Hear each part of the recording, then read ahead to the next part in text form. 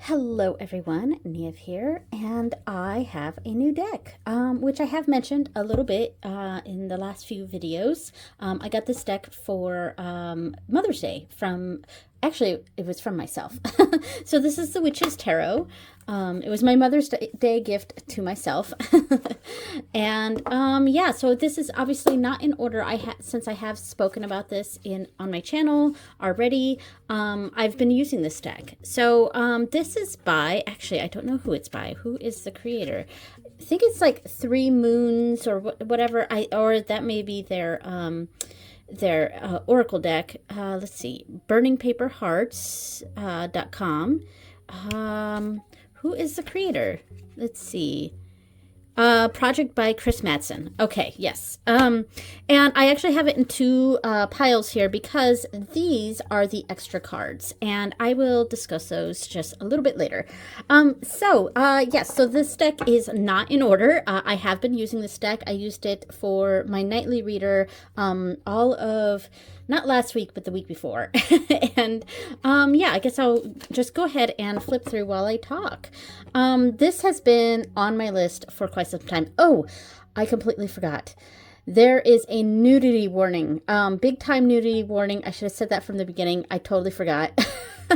And I'm not going to hide the nudity. So maybe if I remember, I might put a time stamp to when I'm going to the next part. But honestly, you know what? There's going to be a lot of boobies and things like that in this video. So if you're sensitive to nudity, honestly, this video just probably isn't going to be for you, which is totally fine. But I thought I'd give that fair warning, and yeah, so, and I totally forgot. But anyway, so back to the boobies.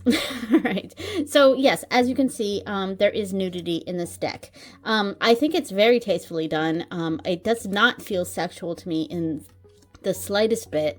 It feels very empowering, and that is what drew me to this deck. Was it's very I don't know, empowering feminine energy, and yeah, obviously yes, there's nudity, but it I don't know, to me it's done in a way that feels it doesn't feel sexual to me.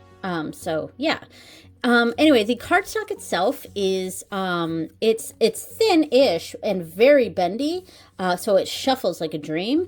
It's got, but it feels sturdy, and there's, and it does seem to snap back, so it bends quite a bit, but it doesn't really, I mean, it does have a slight curve, but it seems to go pretty flat pretty quickly. So I'm not sure what's inside of that. I know Lisa Papez does this little trick with the light behind it, but I'm using my phone to film, so I can't really check that. I guess I have, no, I just put it against the window and I couldn't really see anything.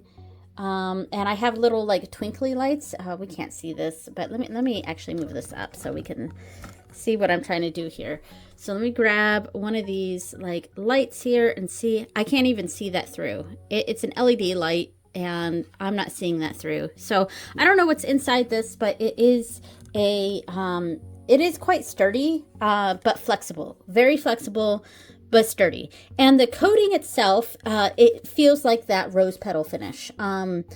Yeah, because I have another deck that has that finish, and that is the Wonderworld Tarot by Push Kitty, and I'm able to shuffle that one totally fine. Like, I don't have some of the shuffleability issues with the rose petal that I think some other people have had, so I'm not sure if that's a case for a specific type of that rose petal finish, that soft touch finish, or if I have a different type, but I'm able to shuffle no problems, and same with this. The only issue I have with this and with the Wonderworld is that sliding it can get a little clumpy. Shuffling is no problem at all, riffle shuffling, but sliding can be a little bit of an issue. So there is the cardstock talk. Oh, and the size is pretty standard tarot. It doesn't seem like not tarot. So it seems standard. I don't know if I have another deck near me. I have some decks by me for pairing, but I don't know if any of them are technically standard tarot size. But yeah, anyway. So, as I've used this deck for the past, well, not for the past week, but that week that I used it, I really liked it. It definitely has a certain energy to it. And I did a reading with on Morrigan with this deck that I absolutely loved, and it does give me that sort of Morrigan energy.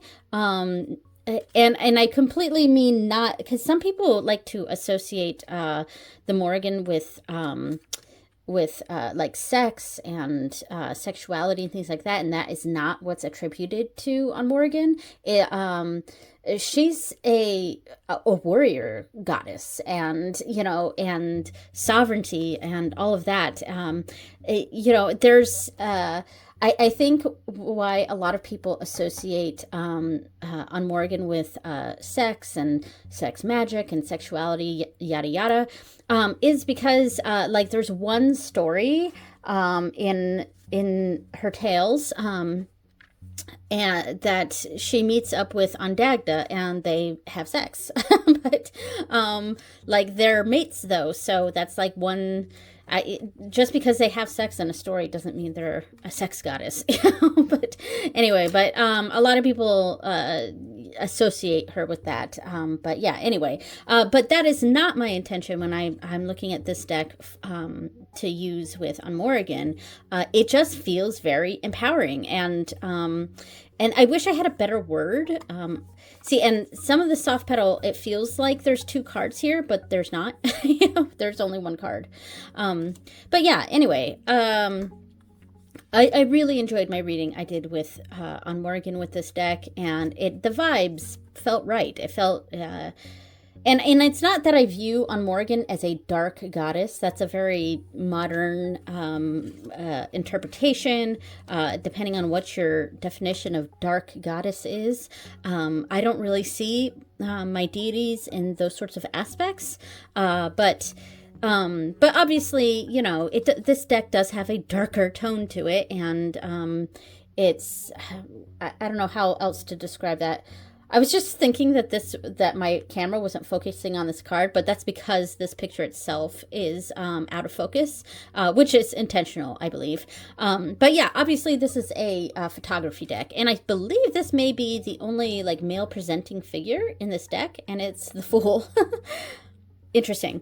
As far as the pictures in relation to the card meaning, some of them make sense. This one, yeah, I could see that. They're in a bathtub and sort of protecting themselves, or hiding away. That's very interesting imagery.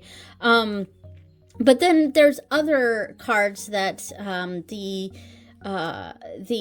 pictures don't seem to correlate with with my interpretation of the card meaning, and I tend to use RWS with that with my card reading, but there have been a few images that just didn't seem to connect for me, or I didn't quite get what they were trying to depict, which isn't exactly a 100% a negative thing, because a lot of times I'll have decks where I don't quite understand what the artist was going for with the imagery, but I'm still able to read the cards because of my rote memorization of RWS, so I can still use them, but it is more helpful to me to be able to see the meaning of the card in the image.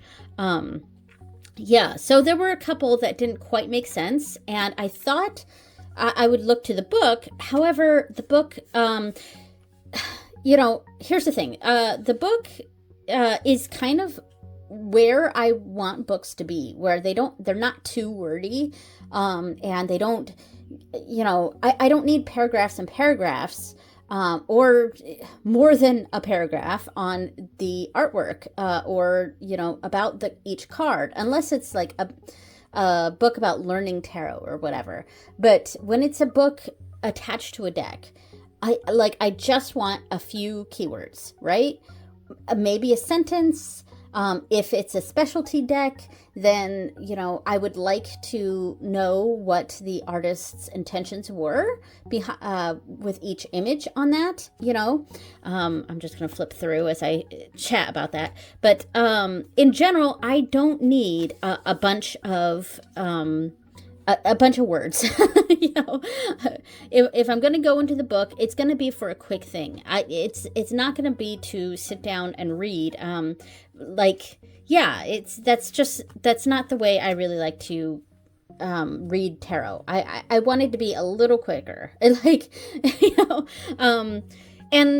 if it's going to be a longer thing, I'd rather not have to go into the book. I want it to be more of a sensory thing and going through a sort of meditation, in which case I don't really want to bring out a book and try to read, because that's going to bring me out of the meditation. I don't know if any of that made sense, but anyway, I say all that because this actually sort of goes against what I just said, in that this has too little information. Oh my gosh, I just opened to this same card. That's hilarious. This has too little information. So because this is a photography deck and it's specifically about, the images that this person took, I wish there was just a little bit more in the book that described what the intentions were and how the artist connects the image that they took and edited with the meaning of the card. I just, it doesn't need to be a lot, but yes, the Page of Cups represents a happy surprise, dreamers, sensitivity. I usually don't even really read the reverse, but I might read it because I don't use reversals, but sometimes I like to see what the reverse meaning is if the card shows up in a position that where the upright doesn't quite work there. The reverse meanings can be helpful in that sense. But yeah, anyway, so it gives upright and reverse meanings, but it's only a few words. And that would be fine if this was just, if it was an RWS clone or something like that. But when a deck sort of goes its own way, which I support, it would be helpful if I had a little inkling on what the artist's intentions were with the imagery. I don't know if that made sense, but yeah. So in general, yeah, I don't like big, beefy guidebooks, And obviously this makes sense for the devil. I mean, it's straight up a devil, But it would be nice to just have a little bit on what the artist's intentions were with each of the images, because while some of them I can see the meaning right away, there are a few where I don't quite understand what the intention was and how it relates to the cards. So yeah, anyway, this is a beautiful Hierophant. But yeah, as far as the book goes, it's all black with white and kind of this muted gold against it. So that is difficult to read for some people's eyes. I don't have a problem with this, even though I do have some eyesight issues sometimes. I wear glasses, but the white text against the black background does not bother me. But I do know that it bothers some people's eyes. So keep that in mind. But it's kind of small. The outside has that same sort of soft touch feeling to it. It's a very pretty book. Yeah. Were there spreads in here? I can't remember. I think there's a 3-card spread in the back. So just a simple past, present, future they have in the back. So does not look like there are any other spreads in here. There's credit, special thanks. Okay. Yeah. And then quick meanings for each card. Not much information on that. Beautiful, beautiful artwork, though. So stunning. Let's see what the beginning card. Oh, it goes immediately into the cards. Okay. This shows how little I go into the guidebook sometimes, because I wasn't, I did peek through the guidebook before, especially when I came across images. Oh, yeah, here's one of them. The 4 of Wands. I am very curious to know what the artist's intention behind this card is. The art is amazing. The photography is very beautiful. But it's I'm not quite sure where they're like, I mean, I guess we've got this religious iconography in the back. We've got a chair here which does have 4 legs, so maybe 4 wands there. And she's sort of leaning up against it, but her face is completely enshrouded. Um, I don't know. I'm not quite sure how. Like, it's something I've got to sit with for a while. Sorry if you heard buzzing or anything like that just now. My daughter came out and started grinding coffee in the kitchen, which is right next to my ritual room here. But yeah, so, I mean, I had trouble with this card when I pulled it in a reading. But now as I've talked about it, I am sort of seeing how I might interpret this and connect it with the Four of Wands. So, you know, I guess it does require a little bit of just contemplation or studying. So maybe, unless I'm reading this straight on just the meaning and with pretty images, just my rote memorization, like it may be a slightly difficult reader in certain instances. Ooh, that's kind of cool for the tower. Yeah, I mean, I see where a lot of the cards are going with their with the images and the interpretation. I just wish there was just a sentence or two, you know, in this explaining why the artist chose this image. Yeah, it doesn't even need to be all that deep. Just like, you know, this was in basically my idea. You know? But anyway, yeah, it felt like there was cards stuck, but nope, it's fine. All right, so I'm going to speed through this last little bit because I did pull out some decks to pair with it. Yeah, and I think I'm just going to have a little bit of a play with it too, because I pulled out some decks that I know will go with it, some that I wasn't quite sure, like, you know, it maybe goes down a different path here, but we'll see. And then I brought out some of my, like, more cartomancy type decks, which I'm, you know, by cartomancy, I mean, like, playing cards or Lenormand, things like that.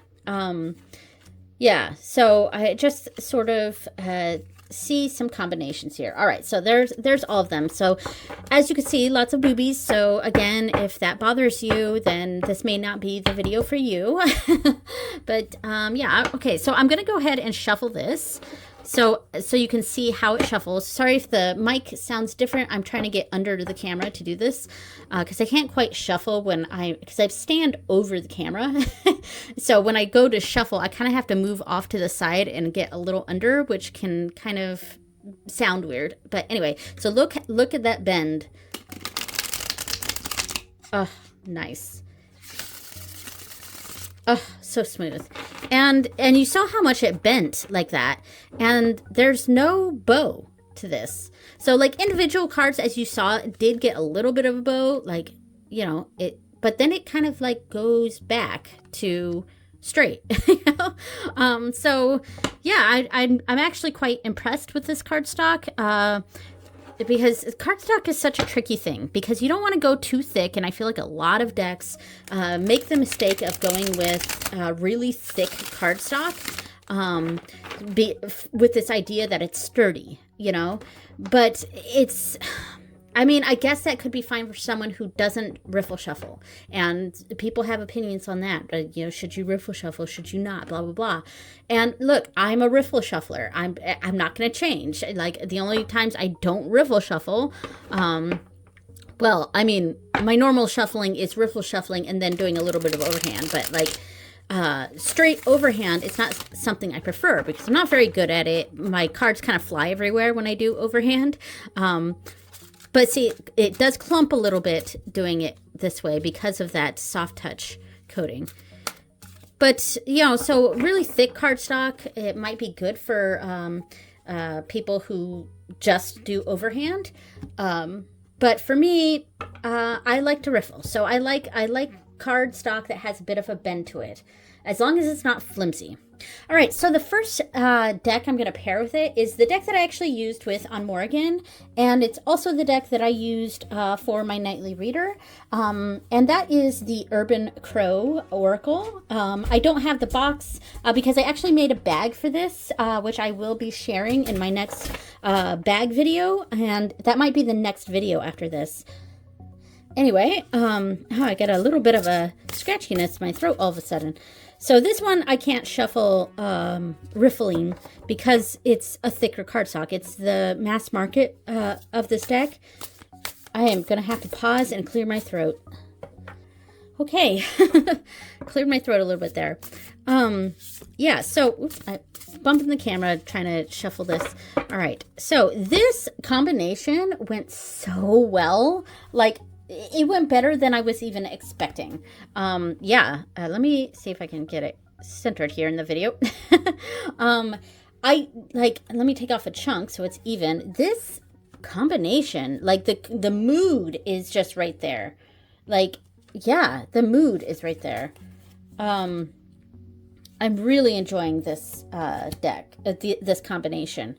And it's also what sort of solidified to me that this deck goes very well with readings with on Morrigan, because obviously this is the Crow Tarot, or not Crow Tarot, this is the Urban Crow Oracle.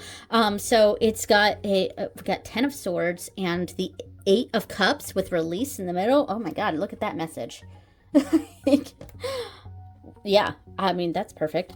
But yeah, I mean, obviously this combination just went very, very well. And yeah, I'll show just a couple more, but there's not much else I can say other than this was a perfect combination. I'm very, very happy with this.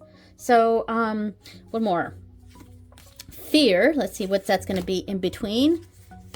The Emperor and the Page of Coins. Okay, I could get a message from that. All right, so let me move on to the next one. Oh my goodness, I forgot to mention the extra cards.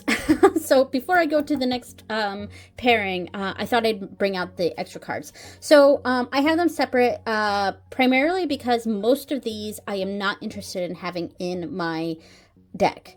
I like some of them, but I want my tarot deck to just be a tarot deck, So I have, here are the ones that I like that I kind of wish were its own little oracle. And I know this company does have an oracle, like the 3 Moons oracle or something like that. And I am interested in getting that.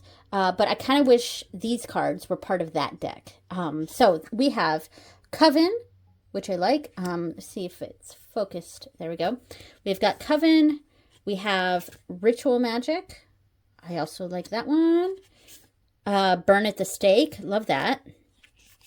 Wax. Wayne. And the Druid. And these are for the ones that I like. Then, so these ones I do like. And maybe I'll put them in the deck, but I don't know. Now, here's the ones that I don't care for. So we have the Maiden, or the Maiden Mother Crone. I have the Mother and Crone here. I know there's a Maiden in here. Here's the Maiden. So we got a Maiden Mother Crone card. I don't ascribe to the Maiden Mother Crone archetype. So like, I love the images, but I don't connect with the Maiden Mother Crone archetype like this. Oh, and they do have numbers on them. So they're like an extended major arcana. So there are numbers. So yeah, I'm just not interested in having the Maiden Mother Crone archetype in my deck. So there's that. And then the other ones, I don't dislike these. It's just I don't follow these beings. So we've got Hecate, which is nice. We have Lilith, Hel, and Selene. And the thing is, the reason why I wouldn't put these in my deck, well, one, I don't really want other cards that are not tarot, but also, I don't follow any of these beings. So here's the thing with my deity work, with my work with other spirit entities, I do not view them as archetypes. I view them as actual beings. So, and while I may not know exactly how these beings exist and what their nature is, blah, blah, blah, I view them as actual beings that are alive in a sense. Adjusting the camera there. And because of that, I don't really like decks that have a bunch of different deities in them. From different cultures. Like, I understand the purpose of that because I like multicultural decks, etc., of course. But when it comes to deity work or work with entities from specific cultures, I don't necessarily think that I can't honor a deity from a culture that I don't belong to, because I do honor a lot of Hindu deities, and obviously, but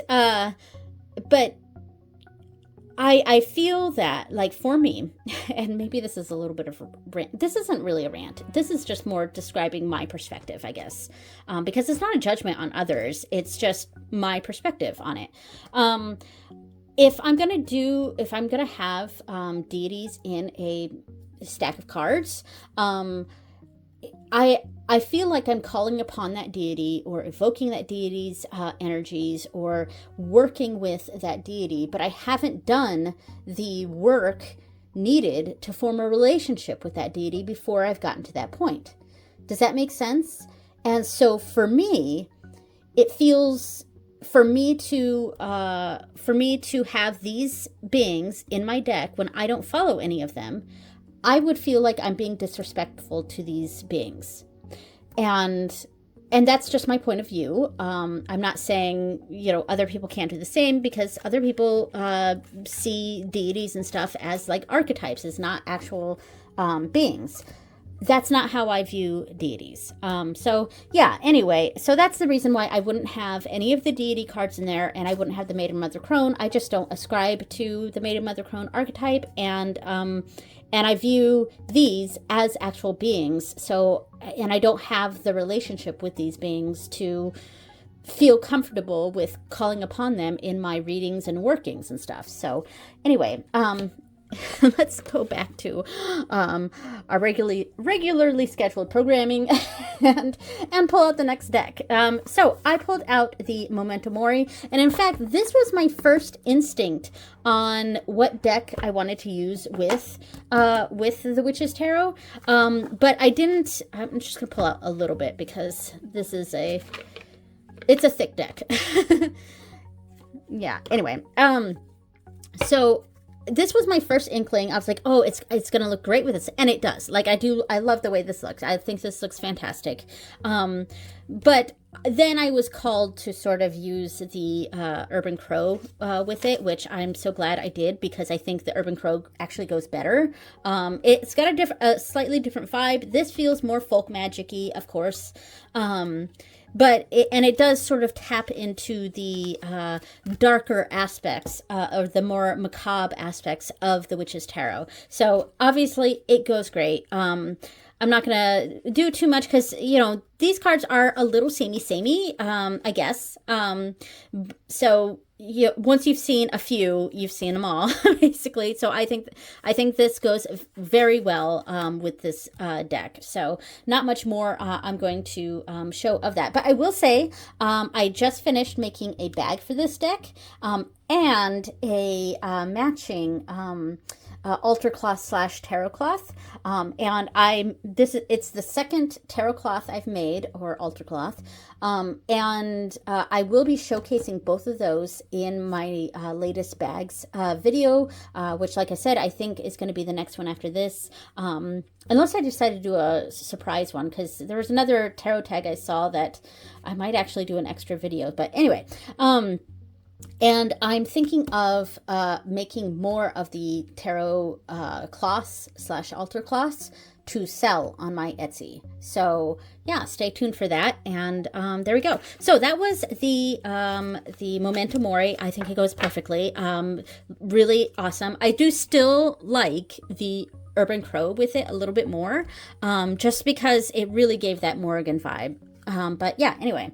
So I just grabbed another deck because it has a similar vibe, but it does have a bunch of deities in it that I don't often use this deck, but a friend made it, and his if I remember, I'll leave a link down to his work. But anyway, his artwork is amazing. But here at the top here is a Morrigan card, and I do actually quite like this card. A lot of artist depictions of the Morrigan tend to go that sexual route, which, you know, but, and the keywords are pretty good too. So steadfast commitment, accepting unpleasantness, just and strategic action. I think those are great keywords for on Morrigan. I did like this. Now, I don't actually, like I said, I don't often use this deck. Because there are a bunch of deities in it that I could just pull them out. Yeah, so and I may start using this deck a bit more now that I look at it. But I keep this one on my altar, the Morrigan altar. But anyway, yeah, so this looks pretty good. I mean, it's interesting. It's an interesting combination. I think it could work. I actually do think this could work. Now that I'm looking at this, wizened, and it's got different suits in here. Let's see. Let me see if I can find a fulfillment, pole star, meditation, stability. Yeah, I should use this deck more, honestly. So there's Kali, which I do actually, you know, I don't have a formal relationship with Kali, but I do connect with a lot of Hindu deities. So I actually don't mind that Kali's in there. That it's definitely a figure, a deity that I would form a relationship with. But there's Hecate, and I don't have any sort of relationship with Hecate. There's Medusa. Yeah, so it's a good deck, and the artwork is amazing. Carnunos, I mean, it's a bit pan-Celtic, but yeah, I probably wouldn't keep it in there, honestly. Sobek, yeah, so there's a few different deities in this deck, but yeah. All right, so showed that one. So I also wanted to try a few decks that I wasn't sure if they would match. So the first one here is one of the illustrated decks, and I believe this is the Herbiary. So this is illustrated Herbiary, and obviously it's got a very different tone from this deck, but I thought I'd give it a shot and see. There's a lot of rich colors in this deck, and I found that these illustrated decks pair well with a lot of different decks, even ones that I didn't think would.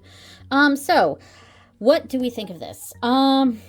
Is it too much? Is it too much color in this? Let's see.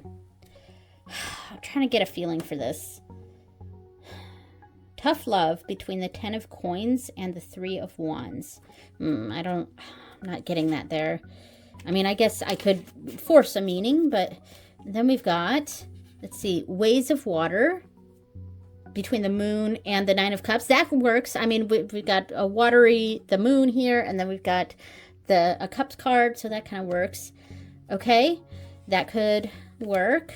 Let's see, I'm just sort of seeing, I'm trying to not just pay attention to the imagery, but also the message here. So we've got pay attention between the star, which is, you know, it's a guiding light there. It's, you know, that is the paying attention to that destiny. And then we have the Knight of Cups. Okay. I could see where that would work. This is an interesting imagery for the star. Huh. It's like she's not even looking at the star, the big star behind her. And then there's other like planets. I'm trying to get this close to see. It says astronomy, so there's astronomical stuff going on up here, but there is a big star, like sun, behind her, and she's like not paying attention to it. So that is certainly an interesting take on the star. And let's do one more here. Release rigidity between the Queen of Coins and the 2 of Cups. I don't know. I don't know how I feel about this. It was okay. Okay, so the last one I want to share in this layout here is, whoops, sorry, is one of my Japanese decks, and this is the Kamito Yokai Oracle. And I do feel like maybe the energies of this would go pretty well. Maybe not all of the images, but I feel like the energies would. And it would look kind of nice, you know, with this tall, skinny deck between these. So, obviously, and there's like, I don't think it's one artist in here. I'm not sure. But anyway, so obviously I'm not going to get much of the meaning just from the titles here. But these are Japanese figures from Japanese mythology, and I'm learning Japanese, so that is my connection here. So I haven't been flipping these, but this could be interesting. This combination could be interesting. It certainly has a different vibe to it. I like the red, and that is one thing, is some of the colors that are in this deck, I might be able to connect with some of the colors in the muted colors in this deck. Yeah, let's see. I mean, it's okay. I like it better than the last one. I am getting a little bit of a vibe from it. Like, there's a vibe that I'm getting that makes sense. Whoops, I just dropped a card. Okay, so I'm not disliking it, but it's not quite as good as, you know, the Memento Mori and the Urban Crow. But it's good. You know, it's not bad. All right, one more. So we got Basan in between, or Basan in between the, is that 8? 8 of coins, yes. So that's the 8 of pentacles. 8 of coins and the Page of Wands. And this is quite fiery, so, all right, yeah, I can see it. Okay, so, good, but not great. Oh, I also have the not the Memento Mori, the Nocturna Oracle. The box gets a little bit stuck in my bag here. There we go. So obviously I feel like this one would kind of go too. I'm just gonna lay them side by side and see how we like that, because I was putting this one away. And yeah, I mean, this felt like something that would probably obviously match. It's got very similar energy. Fog looks great with this deck, especially all that like kind of greenish in that. Ooh, look at the pink and pink. I would be able to connect with that there. So yeah, I mean, I think this one goes pretty well. Yeah. All right. Okay, so here is the sort of like cartomancy portion of this.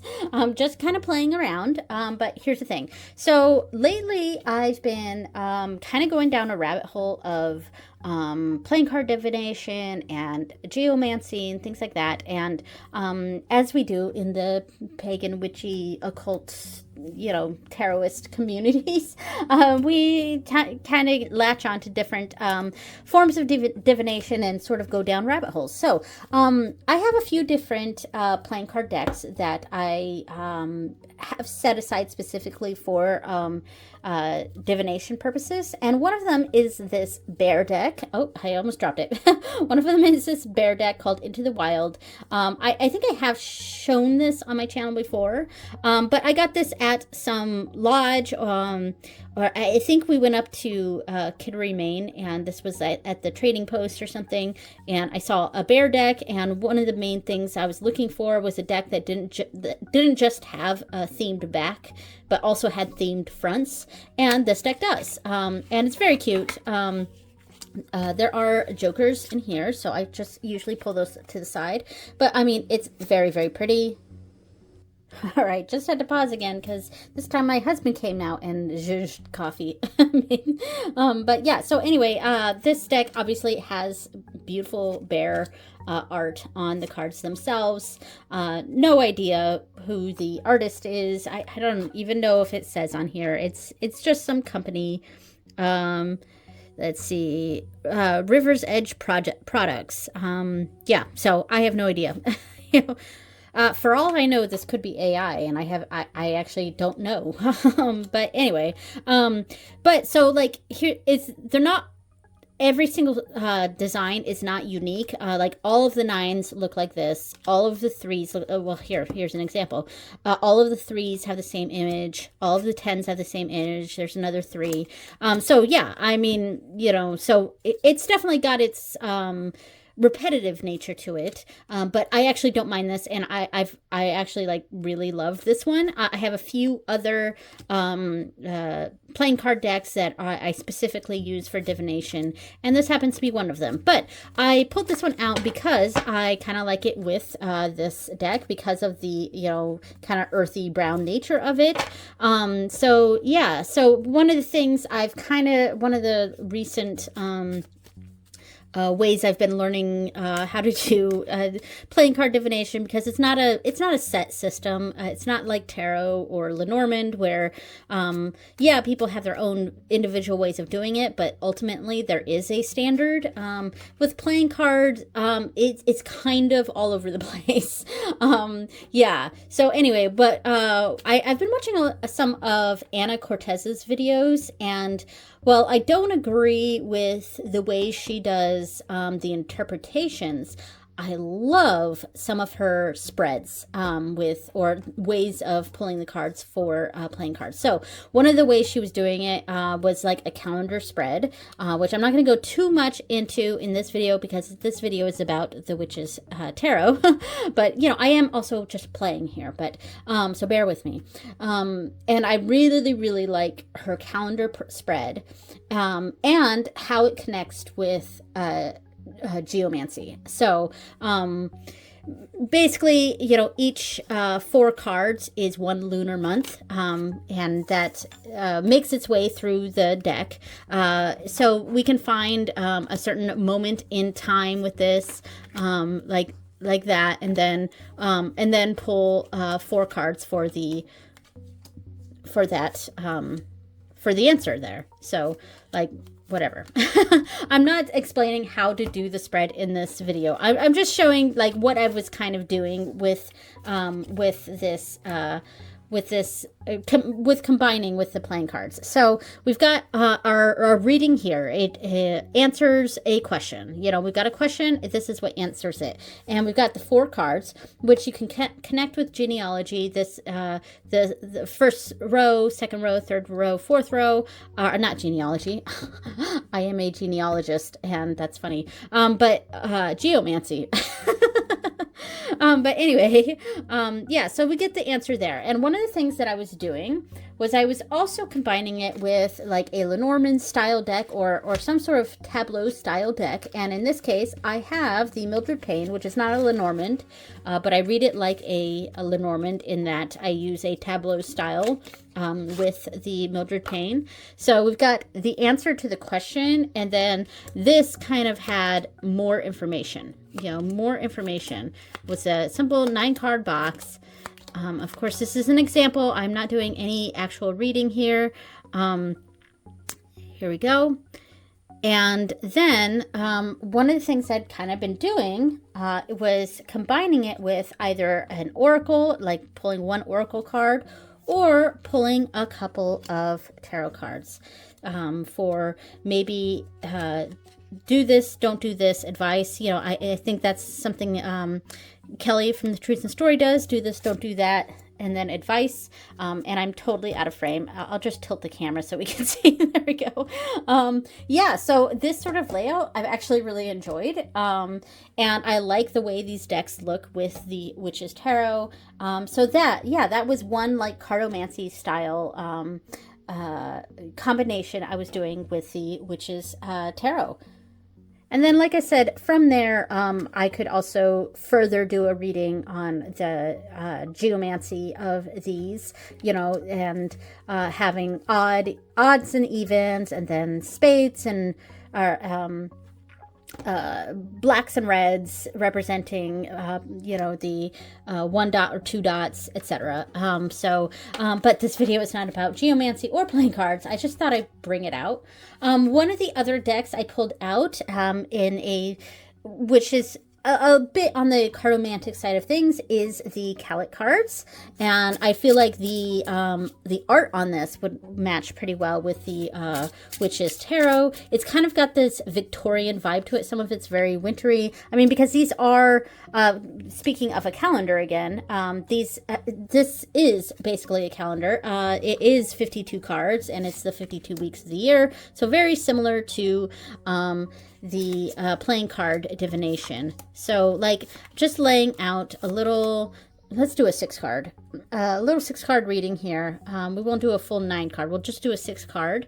And I'm still trying to get used to this deck, you know, so, but you know, we got that. We could combine it with, let's see, is this the same cards I was using? Yeah, let's pull different cards. So like here we got, we can do the 4 elements right here, earth, air, fire, and water, for a reading like that, to continue on with that. That could be a sort of layout that we do, or we could just do 1 card on either side like that, sort of framing that. Yeah, it's funny because I pulled out these this wintry one, and I was thinking, oh, this might not match. But then I pulled out 2 like cards that are quite white. So, and then there's other cards that are more like Victorian looking. And then we've got, you know, of course, this sort of energy here, and we've got the lighthouse energy. Could be the traveling caravan there. These are all kind of earthy. Did I shuffle these? I don't know that I did, because some of these are clumped in the seasons. But the autumn season, I think, would match pretty well with this. It's got kind of that darker vibe to it. And here's another winter card. So yeah, I think this could go pretty well. There's a Ouija card in here that I think, pretty much the entire like autumn suit in this deck, I think would go pretty well with with the Witch's Tarot. But yeah, so Calic cards I think do go quite nicely with it. Yeah, and I am, since I was starting to do some of the playing card divination lately and going down those rabbit holes, I was definitely connecting it with the Calic cards, because this deck is very specifically about the calendar of the year. So yeah. And also, I have a bag for this now. I actually didn't make the bag. It was a bag made by Coco here on TarotTube, and she sent it to me specifically for this deck. So I will also be showcasing the bag for that in my latest bags video. So the last thing I want to show before I wrap this up is just one more combination here, and that is using my Ogham staves, or any sort of casting item, and I keep them in this this box here. I have Ogham cards in the top and my Ogham staves down here. So of course the Ogham cards could also look good. Let's see. Maybe let's do it something like this, where I maybe do something like that. So yeah, I mean, the Ogham cards also look pretty good with this. So, but I am gonna put this back to where I had it here, and I am just going to kind of do this and just grab an intuitive amount and just toss them across and see where they land. So we got one here, one here. So these are reversed, but I don't really read reversals with Oghams. So I will just turn these, and both of these, this landed off, so I'm going to discard this one, and this one landed right here. They instinctively go like this, so I don't read if they're upside down, because it's shaved right here. A lot of times they land on the flat side. So yeah, so we got one Ogham here and 2 on this card, so there's a way that I would be reading into that possibly. So yeah, so that was the last little bit I wanted to show with this. A really nice versatile deck, optional added cards. Like I said, I keep them out, but there are some of these that I actually quite like. And very beautiful, lots of nudity, so be warned. Beautiful deck. I can't wait to use more of this. Yeah, loved it with On Morrigan, and especially loved it with the Urban Crow Oracle. I think those two decks were kind of a match made in heaven. Anyway, thank you so much for watching, everyone, and I will see you next time. Bye!